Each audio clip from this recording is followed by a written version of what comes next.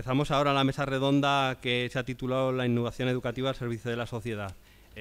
Me presento, yo soy Fernando Trica, soy vicerrector de Tecnologías de la Información y la Comunicación de la Universidad de Zaragoza. A mi izquierda se encuentra Juan Carlos Toscano, secretario técnico de Área de Ciencia de la Organización de Estados Iberoamericanos. A continuación está Javier González Casado, gerente de Innovación Educativa de Fundación Telefónica. Y a continuación Javier Ponce, director económico y financiero del CDETI, que es, como todos sabemos, un organismo del Ministerio de Economía y Competitividad. Como decía, vamos a hablar de la innovación educativa al servicio de la sociedad, y lo primero que voy a hacer es agradecer a los ponentes de la mesa pues, su presencia aquí, porque en los tiempos que vivimos, sacar un ratito para venirse a Zaragoza y a participar en un congreso de innovación como este es una cosa que tenemos que agradecer y apreciar. Lo segundo que quiero hacer es, decir que cuando me dijeron que me proponían moderar una mesa como esta, me asusté un poco. No por los ponentes, que son ponentes de absoluta garantía y que seguro que vamos a aprender mucho de ellos, sino que, bueno, el tema de la innovación educativa, desde luego, nadie puede dudar que hacemos innovación educativa, estamos en un congreso sobre ese tema, hay numerosas iniciativas, numerosos proyectos, pero en esta música que oímos constantemente sobre lo que hacen y dejan de hacer las universidades, pues me parece que de la innovación educativa de las universidades se habla poco en general, fuera de lo que son las propias universidades.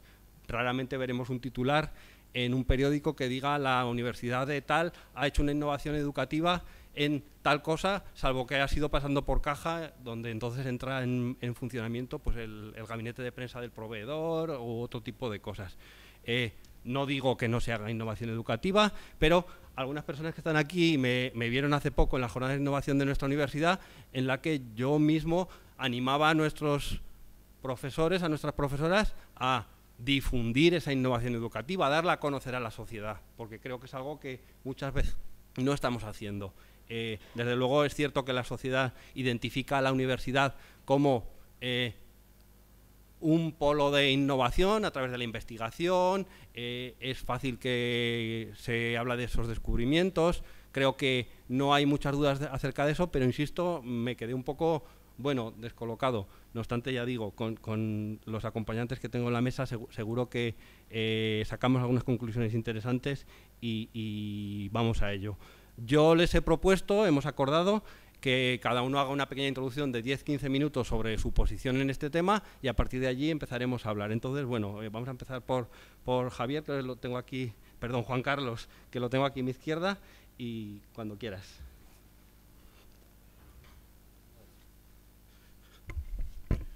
En primer lugar, muchas gracias. Primero a Ángel por acordarse de la OI para este encuentro, nos lo ofreció hace tiempo. A la OI nos parece un tipo de encuentro muy, muy interesante y de alguna forma esta es la primera vez en la que estamos y ya se lo dijimos a Ángel, que a ver si podemos ayudar a que este modelo de encuentro se proyecte en América Latina y haya algún tipo de encuentro en América Latina. También agradecer a la Universidad de Zaragoza, a la Universidad Politécnica de Madrid, al CDETI que me acompaña, que tiene una larguísima trayectoria de cooperación iberoamérica como es con el programa Iberoeca, y a Telefónica, del cual hemos sido socios, que aunque seguimos siendo, lo que pasa es que llevamos un año de impasse porque estáis en proceso de definición.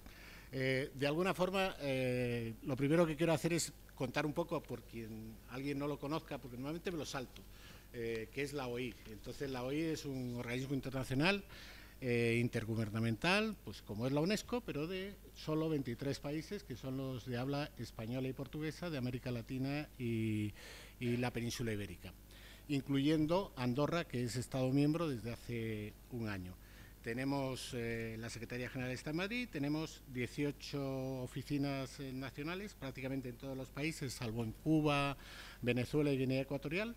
Esto que digo Guinea Ecuatorial tiene que ver con que Guinea Ecuatorial lo incorporaron a la OI porque cuando se hizo independiente Guinea Ecuatorial, o bueno, en realidad no, es cuando cayó Macías y entró Teodoro Obiang, se hacía un consejo directivo en Madrid y el ministro entonces, Otero Novas, pues nos metió a Guinea Ecuatorial, lo cual ahora nos ha servido para crecer un poco con el espacio, al tener un secretario general brasileño, en el espacio africano con Cabo Verde, Mozambique, Angola, Timor-Leste.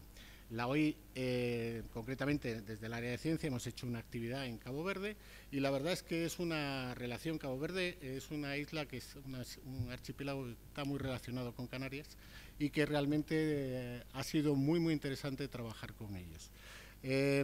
Aquí tenía una cosa, porque yo tenía una presentación que me he olvidado el pinchito.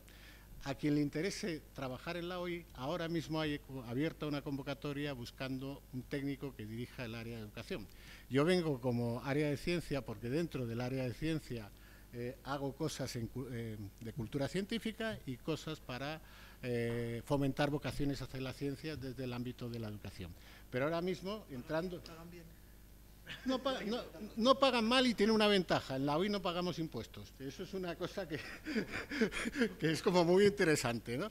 Entonces, bueno, en el área de contrataciones, ahí están las condiciones y hay hasta el 15 de octubre para colocarlo. Yo tenía la dirección puesta, pero como me he dejado el pincho, quedó mejor. Pero me parece bueno informar, porque lo mismo a alguien le puede interesar y ojalá que alguno de vosotros sea una compañero mío dentro de la OI, dentro de un tiempo, ¿no? A partir del 1 de noviembre.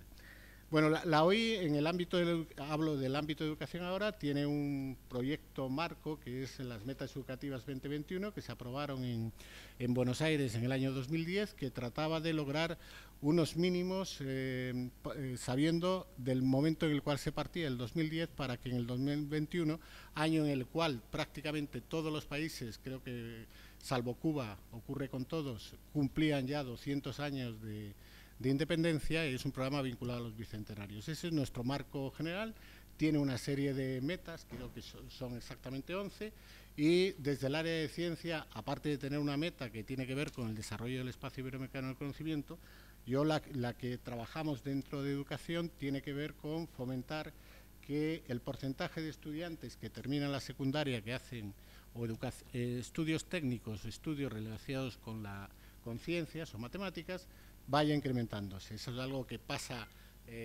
prácticamente en todos los países del mundo, que es una necesidad, y ese es el trabajo que hacemos desde el área de ciencia.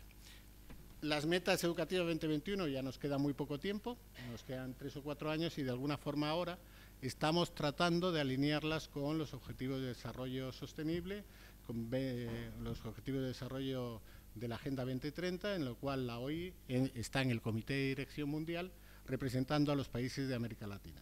De alguna forma es una importante responsabilidad y de alguna forma lo vamos ajustando. Bueno, ahora razones para innovar. Yo tenía aquí unas fotos muy bonitas que no pueden ver y de alguna forma los chicos de ahora no tienen nada que ver con los chicos cuando yo era joven. Ángel era joven, antes lo hablábamos, ni jugamos a lo mismo ni en a lo mismo. Por lo tanto, se debe cambiar la educación. No podemos seguir trabajando de la misma manera que se venía trabajando regularmente. Momento que estoy tratando de hablar demasiado rápido y me voy a quedar sin voz.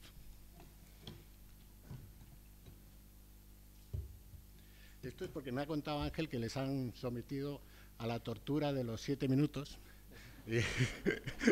y ya me has obligado a ir hablando muy, muy rápido. Entiendo que lo consideren una tortura. Yo suelo hablar mucho más lento y esto me ha dicho, bueno, en solidaridad vamos a ir rápido y no se puede ir tan rápido. Me queda tiempo, ¿no? Bueno, ¿qué hacemos en ciencia? Bueno, nosotros, una de las razones principales, antes lo comentaba con la gente de la mesa, por las cuales no hay tantas vocaciones a la ciencia es la matemática. Entonces nos dedicamos mucho al tema matemática. Organizamos congresos, organizamos GeoGebra. Precisamente lo que hemos hecho en GeoGebra, en Cabo Verde, es crear un instituto GeoGebra. Hemos formado 80 profesores y eso es bastante importante. Pero esto no es tan importante como creo que la labor que desde la OI queremos hacer de que los profesores difundan sus innovaciones. Eso que antes lo hablábamos, normalmente el profesor es como una cámara secreta. Lo que hace en el aula no se entera nadie. Que ellos cuenten lo que hacen me parece importantísimo. Si además lo cuentan a otros colegas, pueden generarse espacios conjuntos. esto me ha sacado de... Nunca más vuelvo a hablar. Yo me quejaba a los organizadores de lo del Pecacucha, ¿eh? He hablado 3 minutos y medio a esa velocidad y prácticamente me he quedado sin aire. En fin.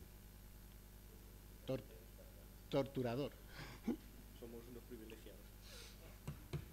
Eso que teníamos más tiempo, ¿no? Pero...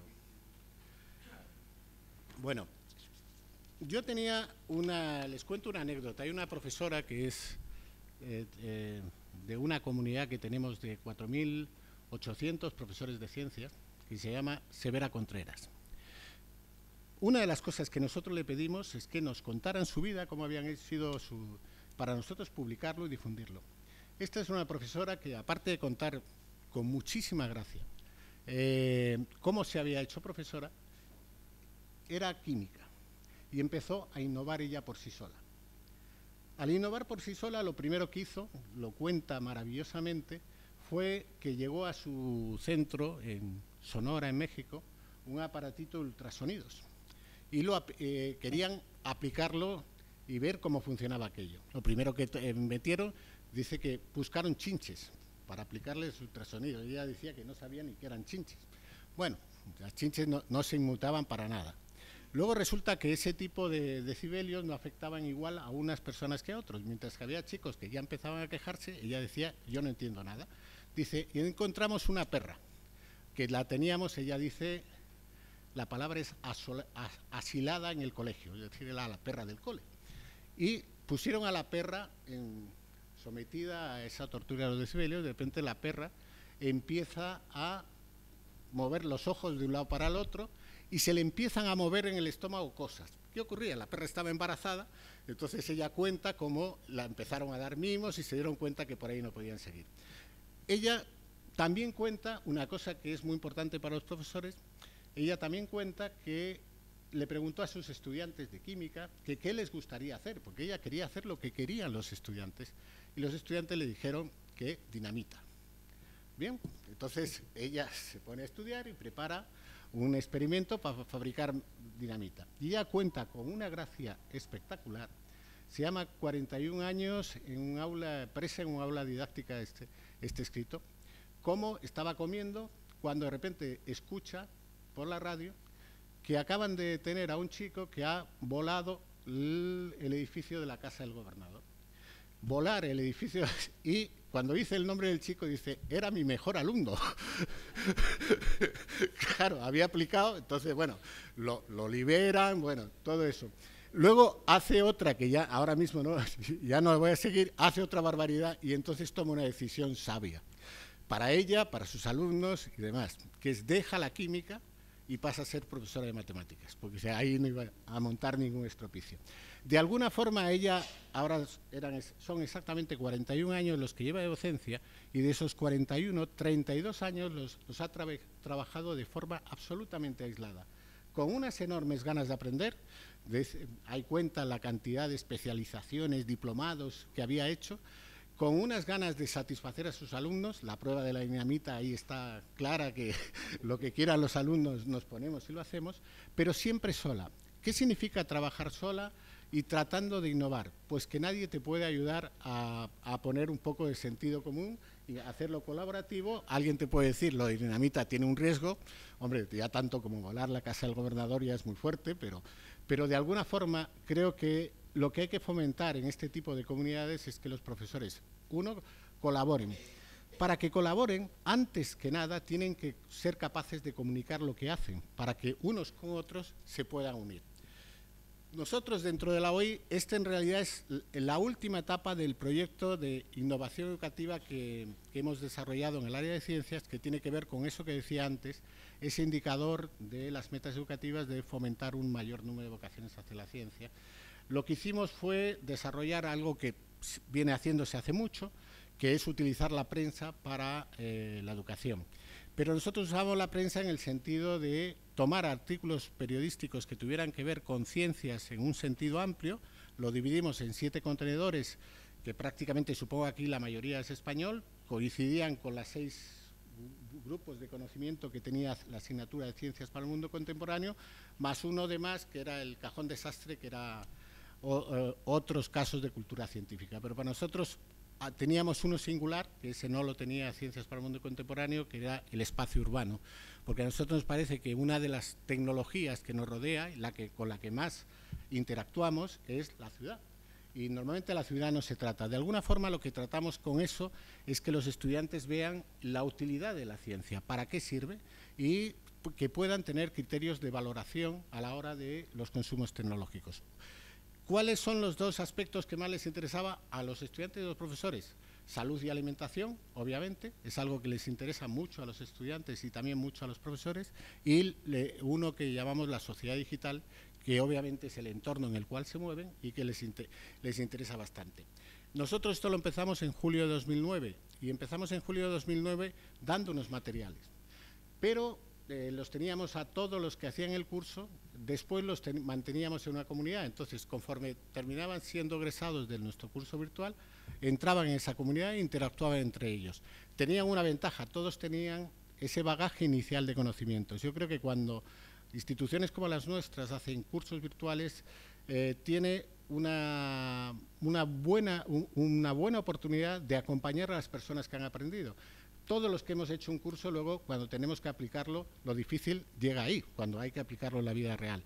Si en ese momento sigues teniendo a tu equipo de profesores, a tus compañeros, cada vez más y más, evidentemente se genera un espacio de colaboración bastante interesante, que es la comunidad de educadores para cultura científica. Una tarde de un viernes, aquello que era, nosotros damos estos materiales que os estaba comentando de los artículos periodísticos y su explotación didáctica, se pusieron de acuerdo, sin que nadie les dijera nada, en hacer un proyecto colaborativo, que era investigar en ciudades medias cómo se tratan los residuos urbanos, los desechos sólidos. Bueno, ellos se pusieron, eso lo lanzó una profesora un viernes, el lunes eran 29 profesores dispuestos a colaborar y a tener a sus alumnos ahí juntos. Y cuando ellos definieron el proyecto, una de las cosas que pusieron 3 veces dentro de sus objetivos era difundir.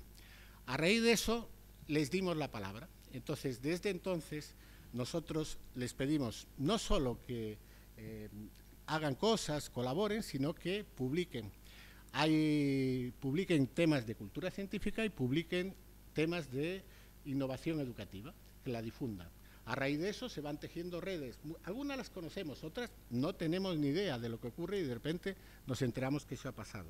Una de las profesoras, precisamente en su divulgación científica, hizo un artículo que ha tenido un éxito enorme, tiene como unos 200.000 visitas, que tiene un título maravilloso, que es Yo no quiero ser princesa, quiero ser mecánica cuántica y estudiar la antimateria. Ese artículo 200.000 veces está hecho por una profesora, en este caso es madrileña, que nunca había hecho ningún curso de comunicación, pero que leyendo todo lo que había leído se le ocurrió eso. Incluso cuando ella lo detalla, ella el título lo hace diferente porque en realidad es un niño el que le dijo eso, pero ella pensó que si ponía lo de princesa iba a tener mayor atractivo. En realidad pensó como hace un periodista. Lo mismo ha pasado con otro tipo de artículos, una que explicaba un proyecto que tiene que ver como el uso de Wikipedia en el aula, que ella le puso un título, profe, ¿puedo utilizar Wikipedia? Ese tipo de artículo ha tenido también muchas visitas. Y esa profesora, a partir de ese artículo, se unió con otros 5 o 6 haciendo una serie de trabajos. Una de las cosas que ahora mismo, lo repaso para no perderme ninguno, los proyectos que tenemos, que tienen estos profesores en marcha, uno de ellos tiene que ver con algo que comentábamos antes, que es hacer un catálogo de los vídeos sobre matemáticas, valorándolos por calidad matemática y calidad didáctica. Muchos profesores recomiendan vídeos. Ellos descubrieron, una profesora descubrió que, por ejemplo, de explicación del teorema de Tales, que puede haber como 10.000 vídeos, digo una cifra porque puede ser 5.000 como 100.000. El vídeo más visto es un vídeo que tiene errores matemáticos y hasta errores históricos, y tiene algo así como 600.000 visitas. Y un vídeo que está niquelado, perfecto en historia, perfecto en matemática, perfecto en didáctica, tiene 5.000.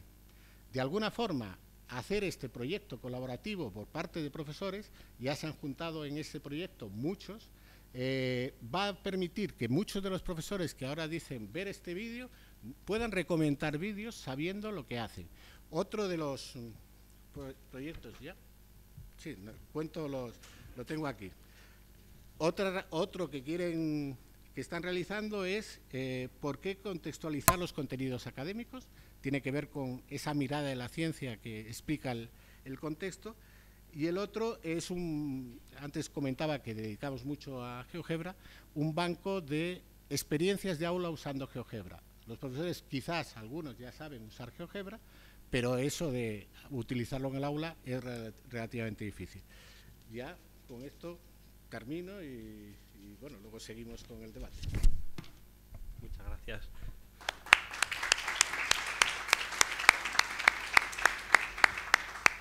Me siento mal por cortarte con todas estas experiencias que nos estás contando, pero bueno, no, tengo que...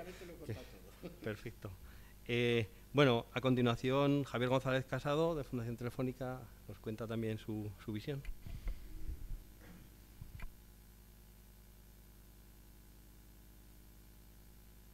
El botoncito, sí, sea la persona a lo mejor menos indicada o más indicada para estar con vosotros. Agradecer a Ángel y a las instituciones que has referido tú antes el poder estar aquí, en esta oportunidad de hablar con vosotros. Y menos o más indicada, ¿por qué? Pues porque no soy, perdonad que lo diga así, no soy de vuestro nicho de mercado o de la secta académica universitaria. Así para provocar un poco la visibilidad. Es cierto que me llama la atención, estaba fijándome un poco me trataba de meteros en vuestro cerebro porque yo ni soy, bueno, tengo títulos universitarios por ahí, pero no pertenecí en un inicio, pero no pertenezco un poco a este micromundo que vosotros tenéis y con el cual perdonad que lo diga así, os fagocitáis y habláis y comentáis, ¿no?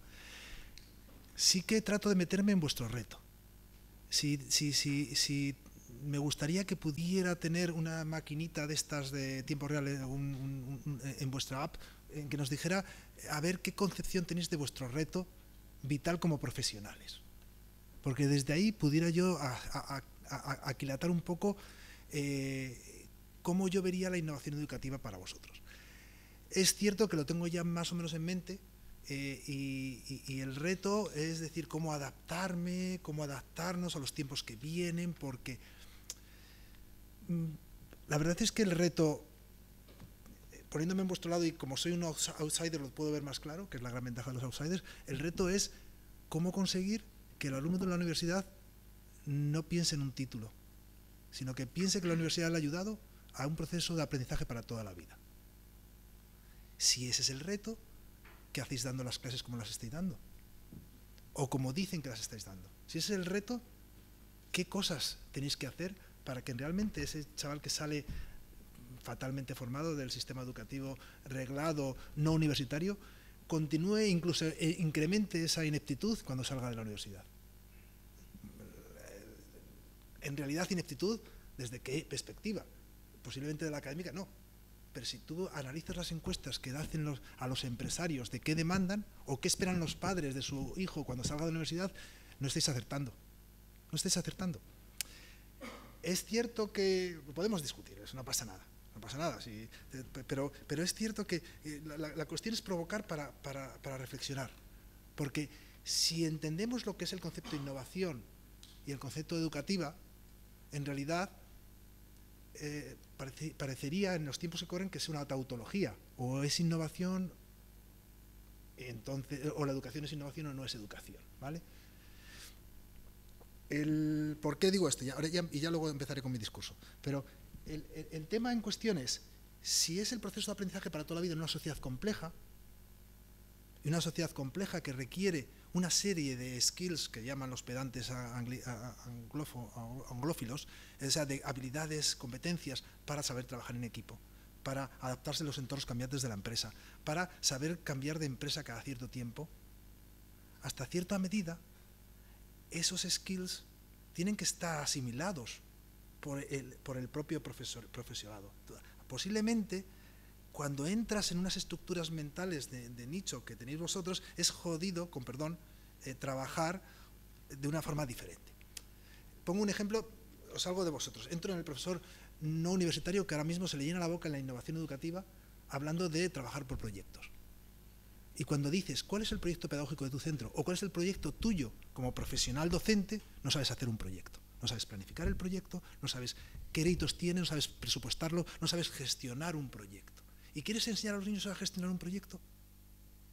Gestionar un proyecto, además, significa, en el ámbito empresarial, tener la capacidad de gestionar equipos, saber coordinar departamentos diferentes y desde ahí ir sacando consensos para llegar a objetivos estratégicos que ese proyecto tiene que llevar. Tienes que saber analizar KPIs o indicadores. Tienes que además que los indicadores realimenten al proyecto, porque si no, no sirven para nada, para poder evaluarlo. Todo esto a un docente no se le enseña. Se le enseña a estar delante de un tribunal para, bueno, como decía un amigo mío, para ser docente no universitario, a fin de evitar problemas, necesitas pues haber convencido a un tribunal, tener una memoria con cierto prodigio y saber convencer de que sabes algo de didáctica. Se hace eso de la didáctica lo que sea. ¿De acuerdo? Desde aquí, claro, dices, bueno, vale, pues ante esta problemática, ¿qué toca hacer? La gran ventaja que hay es que el ser humano neuronalmente, o la neurociencia está diciéndonos que tenemos mucha más flexibilidad que lo que creemos. Y aun teniendo 55, 60, 65 años, se es muy capacitado para transformar, o 50, ¿vale? Se es muy capacitado para poder hacer las cosas. Es más, se es más capacitado. Lo único que tienes es que romper una serie de cosas, pero bueno, es más capacitado. Entonces, entrando, por tanto, al tema de la innovación, lo innovativo es que el concepto de innovación en la educación es consustancial para resolver el gran reto que tengo delante de mí, que no es que conseguir aprobados, conseguir que haya una transformación real en el ámbito competencial de los alumnos que tengo. Ámbito competencial que implica conocimientos, lógicamente, pero es ámbito competencial. Rebobino. ¿Por qué he empezado con este discurso tan extraño? Porque la Fundación de Telefónica, que es donde he estado yo hasta hace unos cuantos meses, y ahora estoy en otro proyecto, embarcado en otro proyecto, que es para entornos vulnerables en países en desarrollo, cómo incorporar la innovación educativa con lo tecnológico en esos entornos, tiene un reto de apoyar a esta concepción. O sea, en realidad dices, para salirme otra vez, pero que es lo mismo, ¿no? 254 millones de chavales que van a salir, o sea, que no están, 56 millones están sin escolarizar y el resto están escolarizados para 3-4 años y no van a aprender ni a hablar, ni a escribir, ni a leer. A Dios gracias, a lo mejor es interesante que no aprendan a escribir y a leer, ¿eh? No digo yo que sea, porque es, o sea, porque tenemos la concepción de la lectura y de la escritura como el elemento central de la educación, ¿vale? A lo mejor tienen que escribir y leer de otra manera, que no entendemos nosotros que sea así, ¿no? Pero bueno, la clave es, ¿qué hago yo o qué podemos hacer? Colaborar en estos entornos desde una fundación de Telefónica que no tiene ni puñetera idea de educación, pero que sí que quiere colaborar y hacer algo, ¿vale? Entonces dices, bueno, pues veremos qué cosas de innovación podemos transmitir, y qué cosas de los procesos de aprendizaje, que a lo mejor no es concepción educativa, pero sí que está involucrándose a toda la sociedad. Los procesos de aprendizaje están en todos los momentos y en todos los lugares. Y no es, con lo siento, no es un monopolio de los sistemas estructurados educativos, ¿no? Como cosas de los procesos de aprendizaje se pueden transferir, se pueden apoyar a las estructuras formales educativas, ¿no? Entonces, ¿cómo pueden apoyar? ¿Cómo se puede apoyar? Primero, entendiendo hacia dónde va la sociedad digital. Nadie sabe lo que es la sociedad digital, pero sí empezamos a tener elementos centrales de que puede entenderse hacia dónde va la sociedad digital. ¿Y afecta más a los países en desarrollo? Y no quiero entrar a debate, a los países en desarrollo en entornos vulnerables. Afecta mucho más que en los sistemas formales bien establecidos de las sociedades occidentales. Lo segundo, si yo ayudo a entender lo que es la sociedad y hacia dónde va, yo puedo dar palancas de reflexión a los sistemas educativos y puedo ayudar a los centros educativos para que repiensen, ya sea en Camerún, ya sea en Angola, ya sea en Guatemala, repiensen qué tienen y cómo tienen que hacer. Lo segundo, puedo hacer entender qué es lo digital o cómo se estructura lo digital para ayudar en los procesos de enseñanza-aprendizaje. Lo digital no estamos hablando de tecnologías, de estas máquinas, no.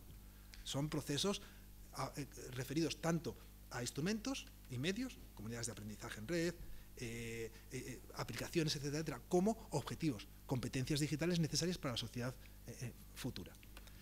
Y lo tercero, puedo hacer de gran nodo de conexión. Puede estar interaccionando con nodos hoy en día de los sistemas reglados y no reglados para que se vehiculen experiencias sistemáticas, estudios, etcétera, etcétera, que hagan entender que hay que ir cambiando las cosas y que es factible, pero es factible desde la práctica, ¿no? Entonces, nosotros hemos estructurado nuestro trabajo ahora yo estoy como responsable de lo que son los nuevos proyectos o responsable de la innovación de nuevos proyectos para estos países en desarrollo, ¿no? Entonces tenemos como dos niveles, un nivel transversal, tenemos tres grandes proyectos en nivel transversal, que es un observatorio, que sería un observatorio tecnopedagógico, en el que no tenemos más interés que recopilar experiencias, prácticas y demás tanto de centros educativos como de proyectos de fundaciones, ONGs y tal, que están funcionando y que están haciendo las cosas espectacularmente. Y te vas a Kenia y ves con lo que está haciendo una empresa de satelital conjuntamente con USAID, y están haciendo una transformación radical para 25.000 niñas en incorporarles en los sistemas educativos. O te vas a experiencias tan disruptivas como pues, en Sudáfrica, experiencias de partenariado de peer-to-peer, de acompañamiento de universitarios a chavales para que salgan de las zonas de miseria de los barrios. Y ves las metodologías y ves que esas metodologías funcionan, están evaluadas y puedes ponerlo en la comunidad educativa internacional de, posiblemente no vuestros entornos, pero los entornos vulnerables. Y puedes incluso tratar de potenciar diálogos y debates y generar conferencias. Pero el siguiente paso es un poco más complejo. Estaría hablando de, oye, ¿qué puedo yo, ya no a modo de EduLab, qué puedo hacer yo que efectivamente sea transformador? Entonces, ahí empiezas a tener el observatorio tiene, por tanto, esa estructura nodal. Está conectado con centros como, si os suena, y si no os sonará, el Instituto Tecnológico Monterrey, que si os suena, Wise Education, o una nueva experiencia que está saliendo en Chile, con la Fundación Chile y con el BID, que se llama Suma, que os aconsejo que leáis, que es muy, muy, muy potente, va a tener más potencia. CIPEC en Argentina, centros... en Estados Unidos hay un par de ellos que ahora se me ha olvidado, pero bueno, que están interaccionando y que tienen una potencia metodológica, de experiencia y demás, que se realimenta y que cada cual tiene su perspectiva para analizar estos problemas de cómo transformamos la forma de enseñanza-aprendizaje de forma disruptiva con la tecnología en esos entornos de aprendizaje tan míseros y tan desbordados como son los lugares vulnerables en países en desarrollo. Lo segundo estaría, por tanto, buscando más, la segunda transversal es buscando laboratorios. ¿Cómo yo puedo experimentar y ver? Como no podemos estar todo el día yéndonos a Latinoamérica, tenemos dos centros educativos, uno en Barcelona y otro en Madrid. El de Madrid está más avanzado, en el que podemos ir experimentando qué tecnologías modulares funcionan o no funcionan, qué prácticas pedagógicas van a funcionar mejor, qué y cómo pueden trabajar los docentes con colectivos siempre en alto riesgo de exclusión o excluidos ya, para que la didáctica, la pedagogía sea diferente. Y lo último punto es un poco más de microproyectos, pero que tienen una concepción empresarial interesante, ¿no? El concepto viene de Telefónica I+D, pero nos viene de Telefónica I+D, pero es un tema. Tú hablabas rápido, yo soy bueno. Telefónica I+D es todo lo que es el mundo Lean Startup aplicado al ámbito de lo social, de la innovación social, ¿no? ¿Y eso qué refiere? Pues siempre tienes que tener una capacidad de hacer prototipados en tiempo real en unos cuantos meses para hacer un beta product en un sitio controlado, para hacer un beta product en varios sitios, estoy hablando de países, y sacarlo a producción, quiere decirse a un producto que sea significativamente potente. Os pongo un ejemplo para que se entienda esto. Entre Profes es un proyecto que hicimos con la gente de Teach for All aquí en España. Teach for All es ¿conocéis la Fundación Teach for All o Empieza por Educar? No suena. Estos están trabajando, su idea es seleccionar a estudiantes universitarios que acaban con un gran nivel académico y de interés y de involucración con la educación, para que tengan una experiencia de 2 años en entornos vulnerables en España y trabajen voluntariamente, con una pequeña remuneración, pero voluntariamente en estos entornos para ver cómo pueden trabajar con ellos. Tienen que tener, por tanto, van a recibir una formación académica pedagógica, pero lo que tienen es muchas ganas y mucho liderazgo, ¿vale? El 60% de los que salen de estos proyectos suelen quedarse en el sistema educativo para transformarlo, ¿vale? Pues con ellos, que tienen una metodología de selección muy buena de perfiles, trabajamos algo tan sencillo como ¿qué es lo que requiere un profesor en España que esté trabajando en entornos vulnerables? Un profesor no universitario, en entornos vulnerables. Entonces detectamos que había un problema significativo, que la didáctica aplicada en el aula, tengo 2 minutos, ¿no? Todavía. Vale. La didáctica, son muy parcos en didáctica de motivación de equipos, en análisis de trabajo con población vulnerable, no saben planificar bien su clase, no tienen, y además están solos. Entonces generamos este proyecto que trabaja 4 módulos de este tipo de cosas, pero con una condicionante, que es desde lo que haces en el aula. Por tanto, la clave está en que te grabes. Tienes que grabarte tu clase. Según lo que has aprendido, quieres modificar en tu clase. Tan sencillo como eso. Y con una obligación, una vez que terminas de grabarte, lo tienes que compartir con 2 compañeros tuyos de tu comunidad. Y tú tienes que generar una rúbrica de evaluación a tus 2 compañeros y ellos te van a hacer a ti. Se combina en grupos de 10.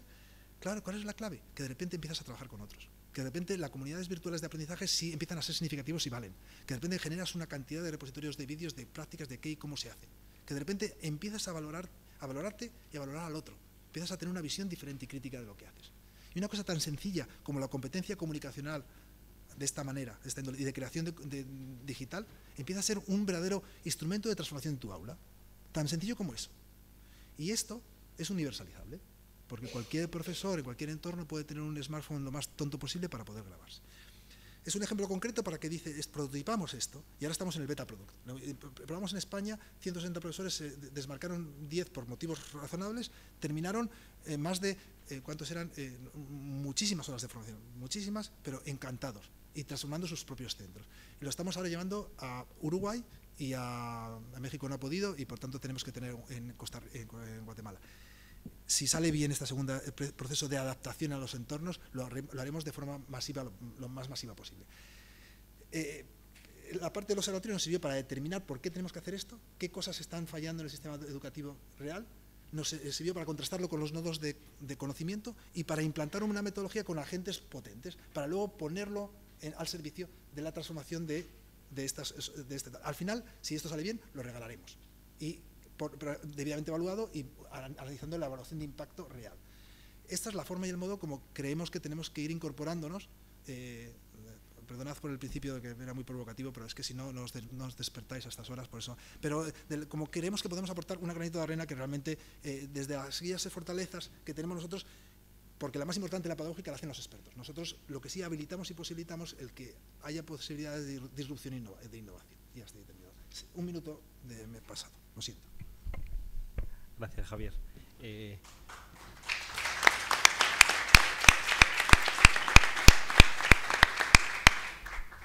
Nuestro tercer proponente, Javier Ponce.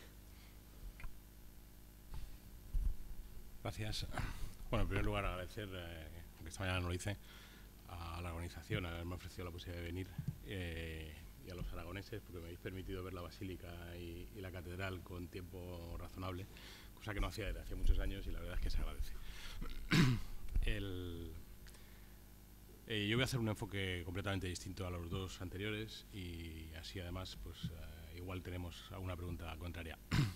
Yo voy a contar un poco alguna experiencia mía que creo que pues puede revelar algo interesante para el auditorio, y voy a volver a plantear 3 cuestiones que me parecen fundamentales, ¿no? En innovación educativa, para mí uno de los problemas que tiene más graves es que maneja algo que es un intangible, que es el conocimiento, que es muy difícil de manejar en sí mismo, porque las sociedades no tienen reglas, no sabemos cómo manejar el conocimiento adecuadamente, ¿no? Esta mañana hablaba o ponía el ejemplo de enseñar a ir en bicicleta a un niño, ¿no?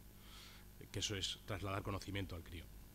Claro, le puedes contar muchas cosas, le puedes trasladar muchos dibujos de cómo se hace, pero hasta que no siente la experiencia de viajar en la bicicleta, no sabe en qué consiste ese equilibrio que tú le has contado de cuando giras te puedes caer, tienes que equilibrar, etcétera, ¿no? Entonces, si trabajamos con conocimiento y transferimos conocimiento de forma continua, además, durante todo un ciclo formativo, también tenemos que enseñar en todos los ámbitos de la gestión de ese conocimiento, incluso a protegerlo. O sea, una de las cosas que yo, por ejemplo, más eché en falta cuando terminé mis estudios de ingeniería y salí al mercado de trabajo, bueno, primero estuve unos años investigando en el CSIC, etcétera, y luego fui al sector privado, era que no me enseñaron a proteger el conocimiento.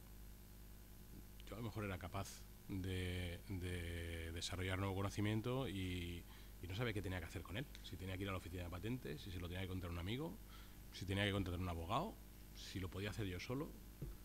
A mí eso me parece una deficiencia manifiesta. O sea, gestionar lo que a uno le transfieren es fundamental. Entonces, lo primero que me tienen que enseñar no es solo el conocimiento, sino también cómo tengo que manejar ese conocimiento, ahora y en el futuro. Yo no sé si actualmente las escuelas de ingeniería, pues se tienen algunas asignaturas vinculadas a cómo proteger el conocimiento, porque es algo esencial hoy en el mundo capitalista, y queramos o no, estamos en un mundo capitalista, es esencial la protección del conocimiento, porque hay muchas maneras de proteger el conocimiento. Lo puedo proteger por secreto industrial, que está súper extendido, aquí en Zaragoza es lo que más se lleva además, porque las empresas industriales ya no patentan muchas de ellas, son modelos industriales de fácil copia, entonces es mucho más rentable hacer un depósito notarial para probar que ese conocimiento tú ya lo tenías hace tiempo y no tener que pagar royalties a terceros en el futuro. Esto no se le explica a los chavales. Pues, ¿por qué no me dejan entrar en la fábrica de Figueroas? Porque si entras en una fábrica puedes obtener ese conocimiento si es observable en la máquina. Entonces, hoy está prohibido, tremendamente prohibido entrar en esas instalaciones fabriles. Y todos los empleados firman en su contrato de trabajo una cláusula donde se les prohíbe el traslado de información a terceros en el sector en el que trabajan. Y se les prohíbe ir a ese mismo sector de actividad a otras compañías, precisamente para evitar, para proteger ese conocimiento. Pero si lo que hago es software, lo tengo que proteger de otra manera. Tengo que ir también al notario y lo protejo con una obra. Pero si desarrollo una pieza mecánica, ¿eso lo puedo patentar? Sí, lo puedes patentar. Pero ¿sabes lo que significa patentar? Patentar es un contrato entre el inventor y el Estado, que a cambio de que revele la información a la sociedad para provocar desbordamientos positivos en esa sociedad, te ofrecen un monopolio por un número de años. Eso es así, eso es una patente, no es más que esto. Es un contrato entre el inventor y el Estado, que lo que quiere es que divulgues ese conocimiento y a cambio te deja un monopolio. Y así cuando te lo cuentan parece una cosa fuerte, pero es así, o sea, es materialmente así. Pero esto lo tienen que saber la gente joven. La gente más creativa está entre 25 y 35 años. Si en esa época, que es cuando eres más creativo, no sabes cómo proteger lo que creas, ¿qué estamos haciendo? Una de las empresas que a mí me parece más interesantes, españolas, que trabajan o ha trabajado con conocimiento, es la que ha evitado que esto tenga antena. Que además es otra cosa para estar orgullosos. Es otro problema que tenemos los españoles, que nunca, siempre nos preguntan y no sabemos qué ejemplos podemos decir, aparte de Zara y algún otro, de cosas innovadoras, ¿no? Bueno, pues los teléfonos del mundo no tienen antena gracias a una empresa española, que desarrolló una tecnología fractal, unos chavales de doctorado de la Universidad Politécnica de Cataluña, y lo patentaron. Y hoy todo el mundo, hoy viven de cobrar royalties por la patente, de gestionar su conocimiento, ni siquiera de aplicarlo, de gestionarlo, que es cobrar, desarrollar una estrategia adecuada, les costó un dineral proteger esa patente. Os podéis imaginar, claro, las grandes compañías les copiaron y no les pagaban. Tuvieron que iniciar un proceso legal que duró más de 2 años y medio y tenían que decidir dónde denunciaban, en qué parte del mundo, con qué estrategia y a quién denunciaban, para que aquello se pudiera extender de forma rápida a nivel mundial y poder proteger ese conocimiento. Bueno, pues esa estrategia les funcionó y hoy viven de esto, de cobrar patentes. Cobran patentes a los teléfonos, cobran patentes a los coches. Seguro que muchos de vosotros tenéis coches que no tienen antena. ¿Y no os habéis preguntado dónde está la antena del coche? Pues la antena del coche está serigrafiada en la carrocería, que luego se cubre con pintura y desaparece, que es lo mismo que hay aquí. Aquí hay una antena serigrafiada en el interior que evita el pitorrito este que tenían los móviles antiguos, si recordáis. Bueno, pues ese es un ejemplo. Cuando os pregunten y vayáis por ahí fuera, le decís que ahora te puedes meter esto en el bolsillo gracias a una tecnología española que está aquí incorporada. Por tanto, el primer paso sería ser conscientes de que trabajamos con conocimiento y hay que trasladar no solo el conocimiento, sino cómo debes de gestionar ese conocimiento. Y es importante saber gestionar el conocimiento porque es lo que vas a necesitar en el futuro. Otra cuestión que me parece singular es ese conocimiento, pues puede tener una naturaleza muy variopinta, desde tecnológico hasta de cualquier otra naturaleza. Yo creo que las dificultades o los momentos más difíciles que yo he vivido en mi carrera profesional obedecen generalmente al control del estrés emocional. Cuando gestionas equipos, cuando gestionas dinero, cuando tomas decisiones que tienen o que tú eres consciente de que pueden tener una involucración muy fuerte o un impacto relativamente alto, lo que tienes que saber gestionar no es el dinero, no es la persona, sino es tu estrés emocional para la toma de esa decisión. Porque eso es lo importante. Si al final tienes que tomar una decisión respecto del personal, lo tienes que tomar. Si tienes que tomar una decisión respecto del dinero, la vas a tomar. Lo que tienes que saber es controlar el estrés emocional que te está provocando esa decisión. cuando yo era estudiante, mi mayor estrés emocional era cuando jugaba partidas de ajedrez y veía que las perdía o las estaba perdiendo. Eso me provocaba un estrés emocional singular. Luego, en la vida profesional, no es el ajedrez, evidentemente. Son las decisiones que involucran personas porque tienen sentimientos.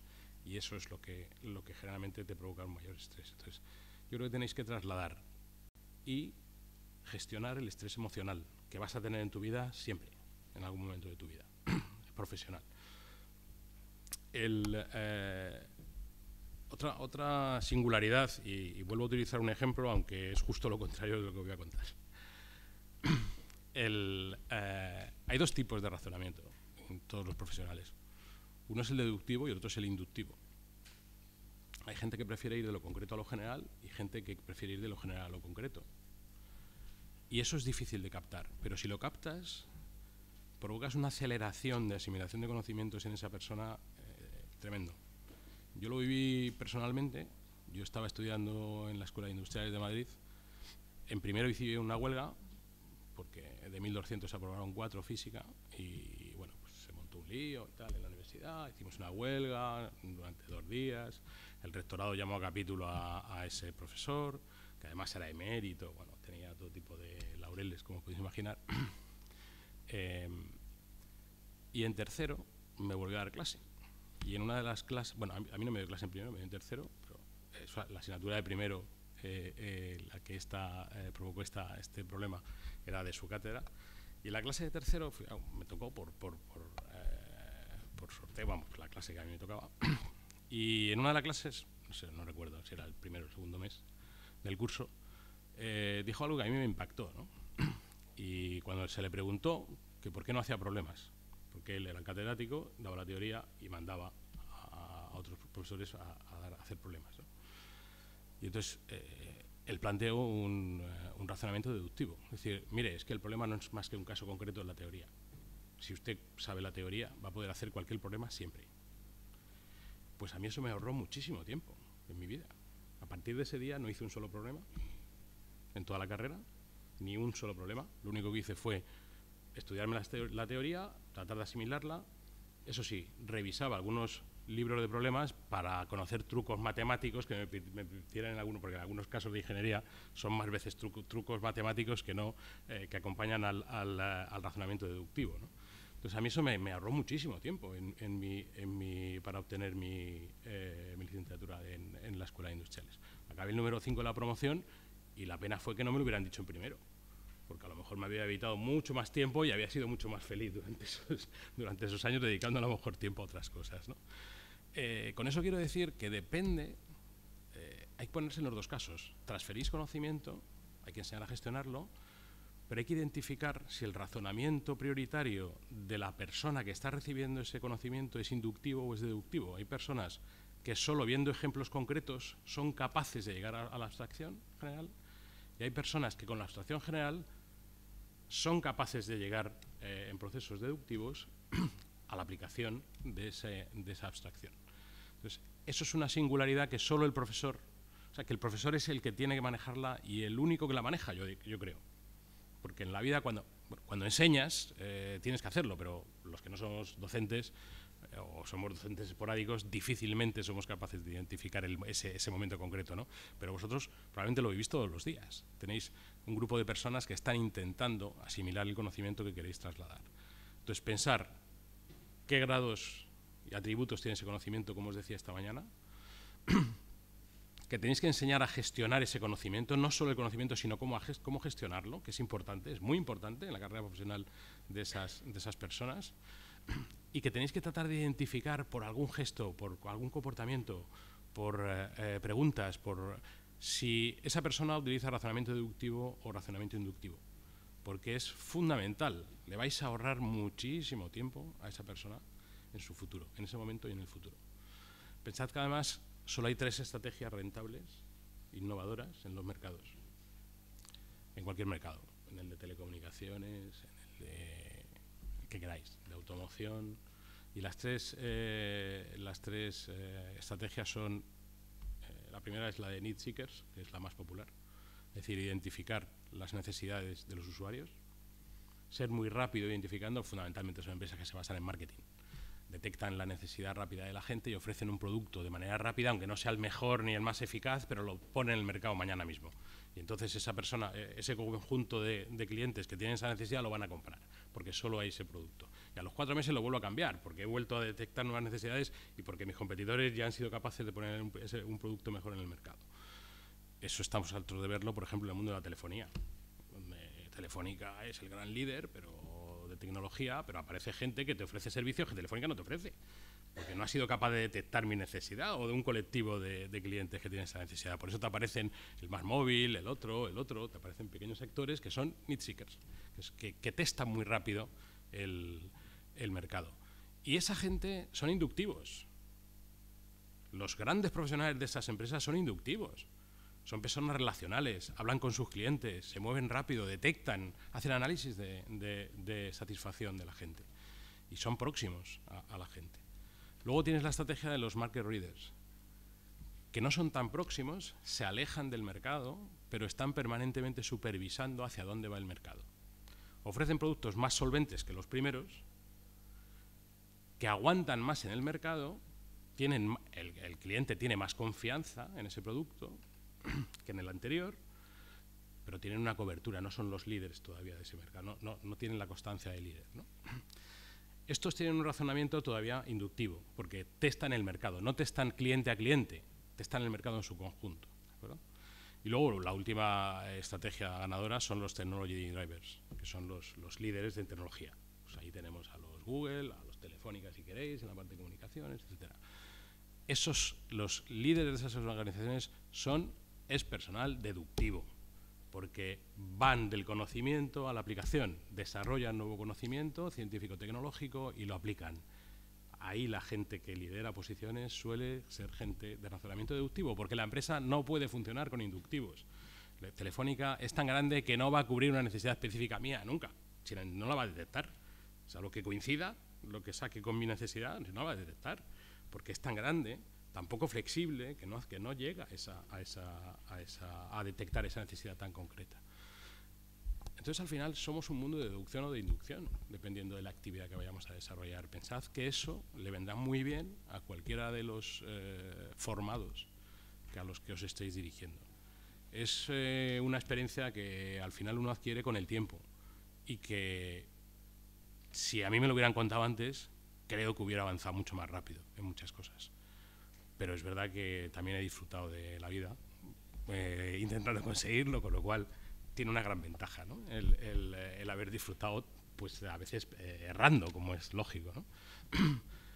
Yo creo que esto son cuestiones teóricas, pero muy importantes y muy relevantes para la gente. A mí nadie, si me hubiera ocurrido pensar que yo hubiera sido capaz de aprobar industriales sin hacer ejercicios.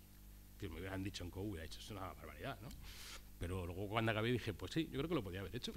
Bueno, tuve que hacerlo de los exámenes, claro, eso sí, porque eran numéricos, entonces aquello no me quedaba más remedio. Entonces, y dices, ¿y una cosa tan práctica y no haces práctica? Si tú concibes el razonamiento deductivo, no te hace falta. Ya pondrás los números cuando tengas que ponerlos.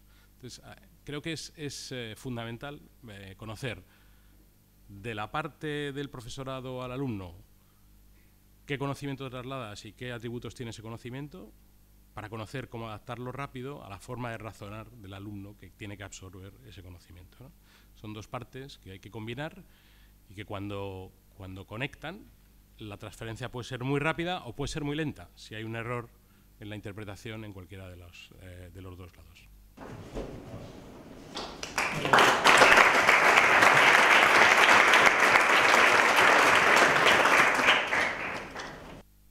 Gracias, Javier. Bueno, esta mesa estaba programada hasta las 6:15, nos quedan 5 minutos, pero seguro que nos conceden otros 5 más si hay preguntas suficientemente interesantes. Entonces, quiero renunciar al privilegio del moderador y no haré ninguna pregunta, salvo que no las haya, y entonces prepararé yo alguna. Ángel. Perdonad, pero me pagan por preguntas que hago. Bueno, yo tenía una pregunta que lanzaba a la mesa y una reflexión, ¿no? Javier, es verdad Javier González, que le dije, oye, nos vamos a dormir, es una hora muy mala. Y dijo, no te preocupes que os voy a despertar, ¿no? Y bueno, reflexión y pregunta, reflexión. Yo creo, Javier, que no somos una secta, la universidad, pero los que estamos aquí sí. Los de innovación educativa yo creo que somos una secta, porque lo estaba pensando y ¿tenemos fanatismo? Sí. Lo que pasa es que le llamamos vocación. Es decir, no cobramos, no progresamos, nadie nos reconoce nada y seguimos. Eso es fanatismo, lo llamamos de otra forma. La otra característica de la secta, ¿tenemos un líder que le hacemos caso en todo? Pues también, solo que llamamos alumnado. Y claro que por ellos hacemos todo esto, ¿no? Sí que es verdad que tenemos algo de secta. Entonces, esa reflexión. La pregunta. Yo hay una cosa que me asombra bastante. Estuve trabajando en el sector médico, en formación del sector médico. Y si la sociedad percibía que había un médico que estaba desactualizado, es que no va nadie. Dice, uno que no tenga la última técnica, no sé qué. ¿Por qué? Pues lógico, porque trabaja con las personas y con la salud. Si la sociedad sabe que hay un profesor que no está actualizado, que no sé qué, no pasa nada. Aprueba a mi niño o suspende, eso es lo que me importa. Pero es que no reacciona la sociedad. No está igual que un profesor sea innovador, no sea innovador, sí. Entonces, eso me extraña. Los dos sectores trabajan con las personas, evidentemente uno inmediato con la salud y otro con el desarrollo, el futuro de una región. Nuestra labor es, no voy a decirte quién es más importante, pero es muy importante para el desarrollo. Y sin embargo, la sociedad no se escandaliza, no ve. ¿Qué pensáis? ¿Que se puede ver eso? Fácil, ¿no?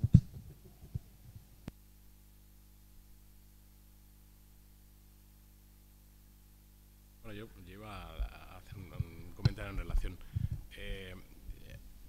A ver, yo voy a contar una cosa un poco transgresora, que cuando lo cuento con mis amigos me dicen que, bueno, me miran para otro lado, ¿no? Yo no sé si voy a preferir dentro de 30 años un hospital donde no haya un médico, sino que haya una máquina que me pregunte. Si lo que un médico va a hacer es establecer un diagnóstico a través de un gran compendio de conocimientos, probablemente se lo pueda hacer una máquina perfectamente si está suficientemente bien programada y me formula las preguntas adecuadamente.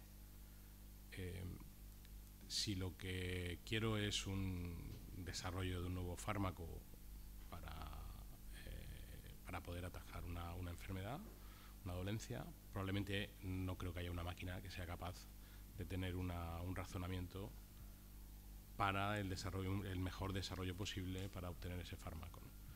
Es decir, yo creo que probablemente el hospital del futuro va a tener muchas máquinas y pocos médicos. Entonces, pensar que esto puede ser así. Estamos formando a personas que para ser felices van a tener que gestionar conocimiento, no información.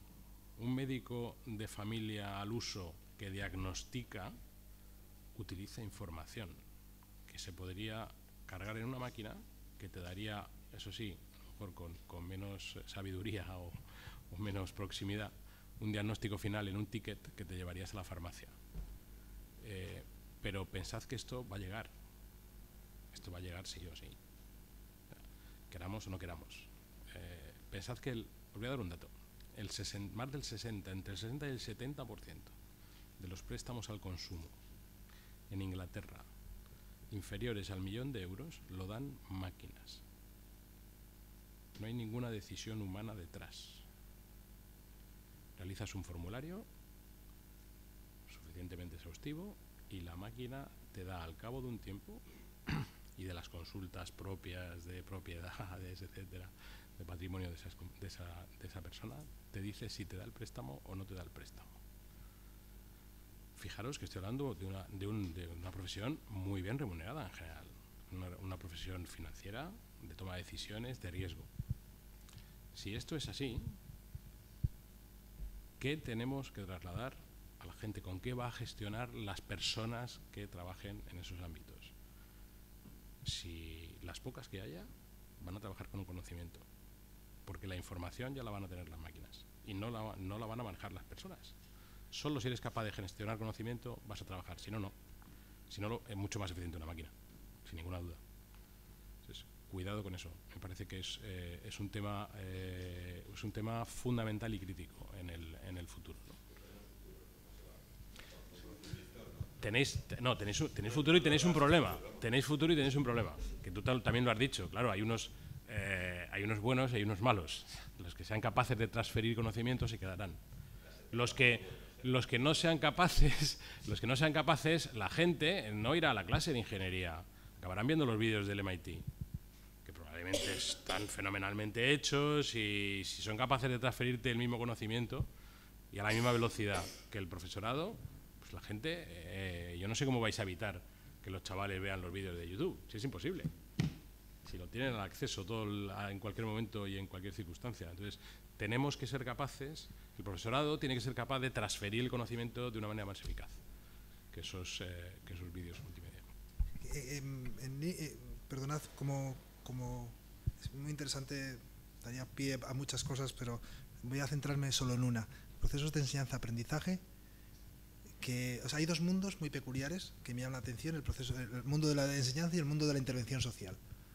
Aquí la verdad es que siempre entra el típico profesional que dice, no, es que esto es enormemente complejo, hay que adaptarlo a la casuística, no se puede hacer ciencia real de esto, es complicado hacer una evaluación de impacto, es mejor no hacerla, es mejor, vamos a ver cómo... Y entonces el tema del agujero negro de la especificidad de la intervención social de una ONG que no tiene por qué evaluar sus resultados, o la especificidad de un profesor o un profesorado que no tiene por qué analizarse su desempeño específicamente ni evaluarse. Lo siento, pero la verdad será más complejo, es verdad. Los procesos de evaluación y de análisis se podrán esquematizar de otra manera, pero no me vale o no vale no hacer ciencia social. Y la ciencia social es otra ciencia, más inductiva que deductiva, pero es otra ciencia. Por tanto, lo que nos va a ayudar la revolución de la data, del Big Data, de trabajar con plataformas cada vez más sofisticadas a la hora de trabajar con nuestros alumnos o con los alumnos que tengáis, es poder analizar mejor los procesos de aprendizaje, no solo de conocimientos, sino también de otros tipos de elementos, de habilidades, porque no es, bueno, es conocimiento aplicado, etcétera, etcétera, para poder percibir mejor qué es lo que te funciona y por qué. A lo mejor no a nivel individual, o sea, otra de las cosas que tenemos que romper y que los chinos, o que la gente oriental nos está diciendo claramente es imposible hoy en día ser profesor solo. O sea, y hay que trabajar, y hay que aprender a trabajar en equipo y de una manera muy peculiar, ¿no? Y con refuerzo de... Entonces, hay una serie de elementos que nos hacen pensar que si queremos ser profesores innovadores, tenemos que ser profesores científicos. Y por tanto, investigarnos, estar continuamente en investigación-acción, hacer evaluación de lo que hacemos, por el propio interés, aprender a evaluar a otros, aprender a dejarnos evaluar, aprender a trabajar de una manera distinta, aprender a cometer ciertos errores sorpresivos para aprender y no tener el problema de interaccionar de otra manera con la persona con la que estamos coaprendiendo, aunque ellos aprendan de otra manera, de otro ritmo, que se llama alumno. ¿Vale?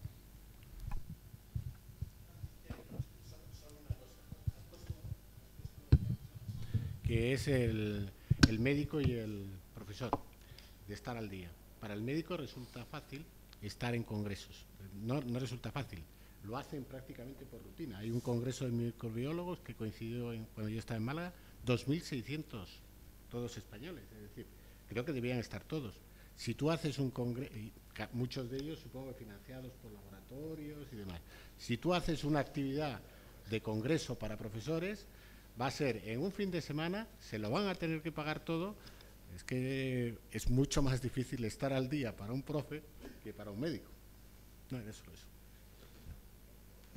Hola, yo soy Begoña Guirao, de la Universidad Politécnica de Madrid, y primero quería felicitar a Javier Ponce, porque durante su presentación he estado todo el rato reflexionando acerca del pensamiento inductivo o el pensamiento deductivo, y he estado reflexionando sobre mi docencia, ¿no? Y me he dado cuenta de un asunto bastante importante, y es que quizá hace 20 años las asignaturas de ingeniería estaban cerradas en cuanto al conocimiento estaba muy acotado, y hoy nos encontramos, sobre todo en las asignaturas aplicadas del final de la carrera, como es mi caso, que doy movilidad sostenible y temas de transporte, las asignaturas son abiertas porque el mundo está cambiando y está evolucionando.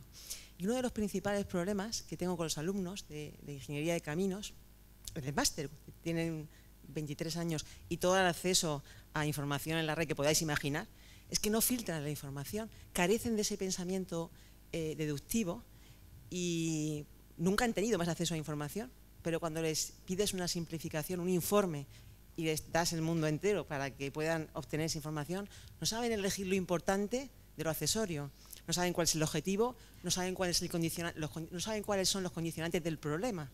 En un proyecto, en la práctica, se van a encontrar con que tienen que definir esas variables. Y mi intención, yo creo que es un aspecto clave de la docencia en la universidad, es entrenar a los alumnos para que adquieran un mejor pensamiento deductivo. Y yo creo que esa es la clave, ¿no? No sé cómo lo hace el MIT, cómo podemos hacerlo nosotros, pero sí que es cierto que debemos entrenarlos, porque ese pensamiento deductivo, que a lo mejor en su caso surgió de forma espontánea en segundo año de la carrera, yo no consigo que los alumnos lo tengan, ¿no? No vienen con esa competencia adquirida y nunca han tenido más acceso a la información. Es decir, tienen mucho más acceso a información en un mundo cambiante, pero no filtran. ¿Por qué no filtran esa información? No sé qué pasa, ¿no? Quizá a lo mejor la mesa de los ponentes puede tener, desde la visión del mundo profesional, una explicación más clara de qué le pasa a esa generación, ¿no? Gracias. Gracias. Bueno, yo te doy mi opinión respecto de la pregunta y no sé si estoy equivocado o no, porque no lo he contrastado, pero te doy un poco la aproximación que yo he hecho, ¿no? Yo creo que en esa circunstancia, bueno, pues como se suele decir, estaba en el sitio adecuado en el momento adecuado y me dijeron las palabras adecuadas y entonces pues yo las interpreté de manera correcta, ¿no? Pero luego cuando acabé ingeniería y estuve trabajando en el CSIC, como al final no me quería quedar en el CSIC, pues decidí aprender un poco de economía, porque como al final el mundo se mueve por la economía, pues mejor que cuando me hablaran de economía. Ya sabes que los ingenieros industriales tenemos un problema, que nos gusta hablar de todo pero no sabemos de nada. Entonces, como es una titulación muy horizontal, pues hablar de química, pero no eres químico, hablar de física, pero no eres físico. Entonces, sabes programar, pero peor que los de telecomunicaciones o los de informática, ¿no?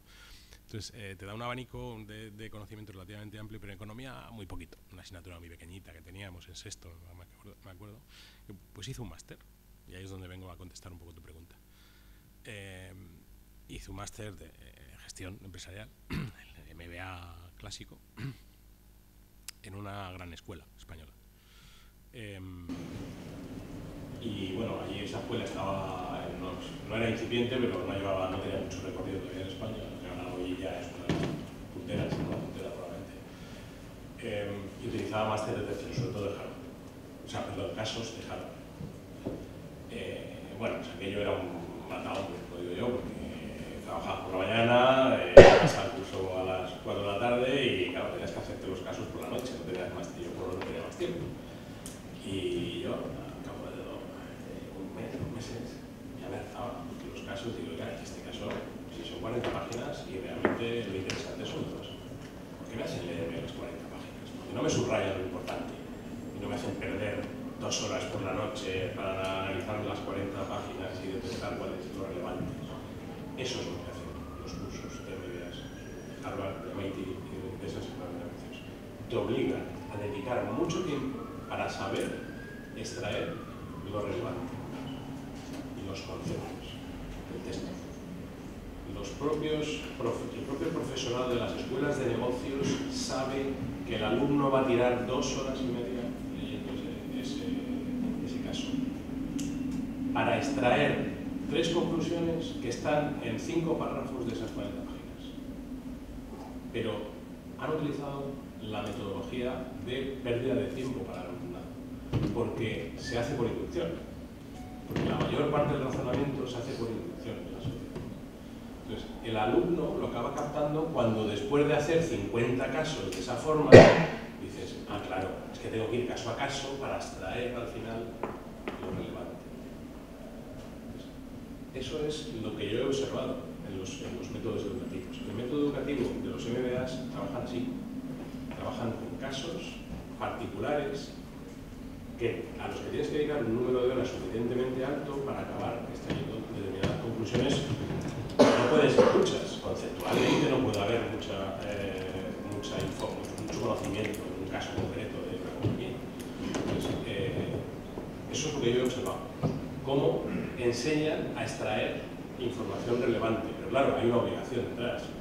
Es cierto que tú dices, con la cantidad de información que hay accesible, hasta te despistas y tiendes a ir a lo más lúdico, no ni siquiera a lo más relevante del contenido. Entonces, yo creo que un caso puede ser, efectivamente, o sea, una metodología puede ser esta, repetir sistemáticamente, para obligar a que extraer esa información, y cuando ya llevas 5, 7, 8 casos vistos, aprendes, es una ejercicio de aprendizaje, de evolución. La preocupación de este tema es tal que la Comisión Europea ha generado una documentación sobre competencias digital skills. Son 5, pero la más relevante es la informacional, este respecto a la informacional. Y dentro de la informacional el concepto es la criticidad, o sea, el espíritu crítico. Es algo que se puede practicar. Lo que pasa es que la metodología de la criticidad requiere formas y modos de trabajar con los alumnos no universitarios, sobre todo en primaria, en el que sean metodologías, lo siento, posiblemente inductivas. Porque es así, o sea, porque es enfrentándote y confrontando con la multiplicidad de casos o inductivas en el sentido de mi trabajo de proyectos o enfrentándote a la realidad y sacar conclusiones de lo que estás viendo. Indudablemente llegarás un momento en el que tienes que trabajar desde el conocimiento preexistente, pero tienes que trabajar en los niños y las niñas, tienes que trabajar las dos metodologías para que tengan un acercamiento a la realidad bastante más aproximado. Es apasionante también porque además el acercamiento inductivo en unos ciertos saberes tienes que hacerlo sí o sí, porque no puedes hacerlo inductivamente y en otros no tanto, ¿no? Yo no creo que Messi haya aprendido inductivamente lo que sabe hacer con la pelota, sino la práctica del error en la mayoría de los casos, ¿no? Y observar mucho lo que están haciendo otros, ¿no? He dicho más. En conclusión, se trabaja y se ha de trabajar cada vez más, porque además cada vez es más crítico. Pero es más crítico también incluso para nosotros mismos como profesionales, porque no hemos sido, todos los que estamos aquí, excepto las más jóvenes, que son mujeres, hemos sido educados en un mundo bastante estable desde la perspectiva de la apertura al conocimiento, o a la información, que has dicho tú muy bien, la apertura a la información. Ahora con la sobresaturación de información, el aprendizaje relevante implica la capacidad de curar, que es un concepto que viene del mundo del arte, pero que viene muy bien aquí, de seleccionar críticamente aquello que va a ser relevante. Y que puedo, entonces, por tanto, nuevamente tenemos que educar, pero también tenemos que educar a saber que nuevamente es la inteligencia colectiva la que va a resolver esto. O sea, no vamos a hacerlo nosotros, tenemos que enseñarnos también a que aprendan a que esa inteligencia colectiva de curación se hace con nosotros.